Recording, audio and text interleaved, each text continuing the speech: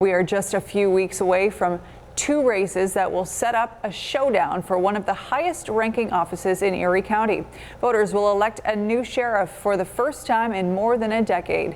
Current Sheriff Tim Howard is retiring at the end of his term. 8 people are on the ballot for the race for Erie County Sheriff. Myles Carter, Brian Gould, and Kimberly Beatty are up on the Democratic nomination. Stephen Villano, John Garcia, and Karen Healy Case are running on the Republican side. Gould, Grace Christensen, and Joshua Goldfine are on the Working Families ticket. GILAT MELAMED hears from some of the candidates as they addressed the issues tonight. The 3 Erie County Sheriff candidates up for the Democratic nomination, making their pitches at a forum hosted by Voice Buffalo. The first topic, a potential jail merger, moving the county's downtown holding center to the correctional facility in Alden. Retired BPD Deputy Commissioner Kim Beatty says both locations should stay with reforms. We move everything from the Erie County Holding Center out to Alden. It's going to impact families.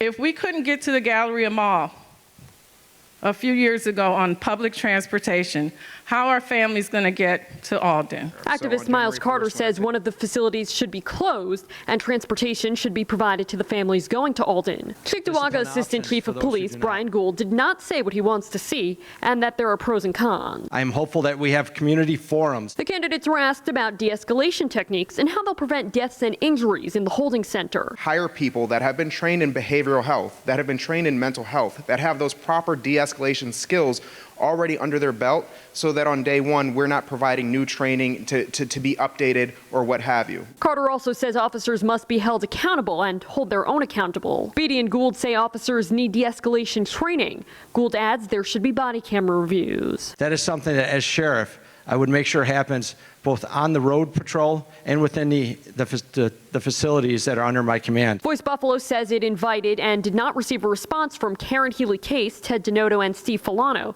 They say John Garcia declined. 7 Eyewitness News has also reached out to those candidates, but we have not heard back. This Friday is the deadline to register to vote in time for the primary. Early voting begins on June 12th. In Buffalo, GILAT MELAMED, 7 Eyewitness News.